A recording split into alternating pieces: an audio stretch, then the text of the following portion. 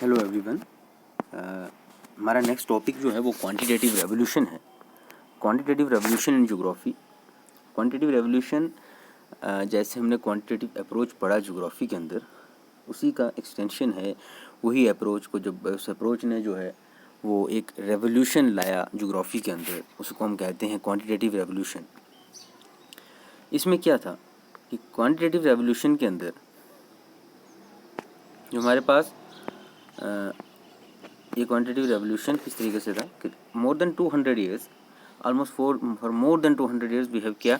Geography के अंदर सिर्फ एक ही चीज़ होती थी, ठीक है, कि प्रॉब्लम किस तरीके राइज जनरलाइजेशन का काम होता था, कि हर चीज़ को जनरलाइज करना और थ्योरी बिल्डिंग का काम। जबकि बाकी फिजिकल और सोशल साइंसेज में एक काम बहुत लंबे टाइम से चल रहा था। और जब geography as a subject evolve हो रहा था, ठीक है, यहाँ पर कंटिन्यूसली डिबेट्स और डिस्कशंस हो रहे थे कि इसके अंदर क्या सब्जेक्टिव अप्रोच रखी जाए या ऑब्जेक्टिव अप्रोच रखी जाए। ज्योग्राफी के अंदर सब्जेक्टिव अप्रोच रखने का मतलब क्या, इस सब्जेक्ट को, ज्योग्राफी एज ए सब्जेक्ट को हम क्या इलेबोरेटिव सब्जेक्ट बना सकते हैं या फिर it's just objective subject. Okay, making geography objective. इसमें क्या करना था कि ज्योग्राफी को ऑब्जेक्टिव को, जब हम अगर उसको ऑब्जेक्टिव बनाते हैं तो इसके लिए क्या होना चाहिए, require the use of laws of physics के लॉज का यूज़ होना चाहिए, मॉडल्स का यूज़ होगा, ठीक है।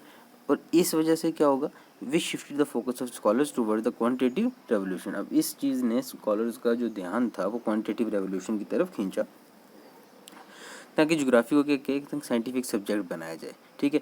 कुछ स्कॉलर्स ऐसे थे जो ज्योग्राफी को डिस्क्रिप्टिव सब्जेक्ट चाहते थे, जबकि कुछ ऐसे थे जो हमारे पास इसको as a subjective scientific subject चाहते थे।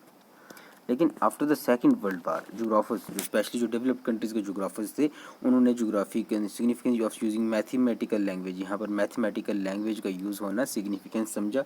rather than लिटरेचर के, ज्योग्राफी के अंदर लिटरेचर की जगह मैथमेटिकल जो लैंग्वेज थी उसका यूज़ होना ज़रूरी समझा। इसलिए उन्होंने क्या किया, जैसे कि कोपन ने यूज़ किया AF इन कोपन क्लासिफिकेशन क्लाइमेट, जो कि ट्रॉपिकल रेन फॉरेस्ट को शो करते हैं, वो एक मैथमेटिकल लैंग्वेज है, यानी शॉर्ट टर्म लैंग्वेज जो कि ईजिली प्रिडिक्ट करती हैं फॉर लॉन्गर रन के लिए। उसके बाद सेकंड वर्ल्ड वार में क्या हुआ, ओनली दो सब्जेक्ट्स, वो सारे सब्जेक्ट सर्वाइव हुए जिनके जो रेलिवेंस था सोसाइटी के लिए, रेलिवेंस यानी सोसाइटी के साथ रेलिवेंट करते, ठीक। इसलिए 1949 में बहुत सारे जो हमारे सोशल साइंस कांग्रेस हेल्ड हुई। एक सोशल साइंस कांग्रेस कहाँ हेल्ड हुई, प्रिंसटन यूनिवर्सिटी USA में। और इसके दो मेजर बड़े कंक्लूजन थे कि सब्जेक्ट मैटर जो है रेलिवेंट सोसाइटी के लिए और प्रैक्टिकल एप्लीकेबल हैं वही रखे जाएँ, बाकी जो है हटा दिए जाएँ, ठीक है।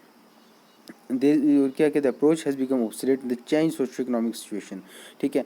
और ये मेथोलॉजी को उसके लिए अब क्या है, वो सब्जेक्ट्स को जो बहुत बड़े धकेले, कुछ सब्जेक्ट्स को रिमूव कर दिया गया, कुछ को ऐड किया गया, कि क्योंकि वही रखने से जो प्रैक्टिकली एप्लीकेबल हों, ठीक है।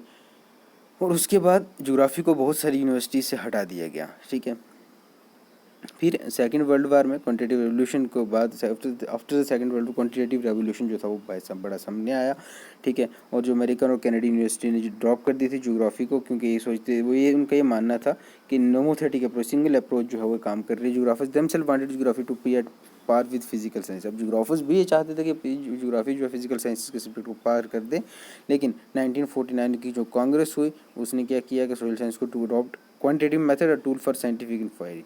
अब उन्होंने ये 1949 की कॉन्फ्रेंस ने ये बात कह दी कि या तो क्वांटिटेटिव इसमें मेथड लगाओ, अदरवाइज हम इस ज्योग्राफी सब्जेक्ट को हटा रहे हैं, ठीक। और इसी कांग्रेस के बाद जिफ ने फर्स्ट ज्योग्राफर जो न्यू मेथड का यूज़ किया और एक रिसर्च पेपर बना दिया, human behaviour and principle of least effort 1949 में। और इसमें इसने यूज़ किया रैंक साइज कोरिलेशन मेथड, जो स्पीयरमैन ने बनाया था, ताकि amount of correlation between rank and size of population. और इसके बाद quantitative tools, number of qualitative tools को एक्सटेंसिवली यूज़ किया गया। और फिर जो वैसे कनेडियन ज्योग्राफर थे बर्टन, जिन्होंने फर्स्ट इंट्रोड्यूस किया स्टैटिस्टिकल मेथड्स इन ज्योग्राफी, अपने publish research paper qualitative revolution and theoretical geography. तो ये इसकी एक शुरुआत थी क्वांटिटेटिव रेवोल्यूशन की, कि किस तरीके से इसकी शुरुआत है। अब इसके अंदर क्या क्या स्टेप्स हैं वो हम देखेंगे नेक्स्ट। जो है मैंने बताया था कि काफ़ी लंबा लेक्चर होगा, तो क्वांटिटेटिव रेवोल्यूशन का ये फर्स्ट लेक्चर है। अभी इसके अंदर और भी लेक्चर हम इंक्लूड करेंगे। Thank you very much.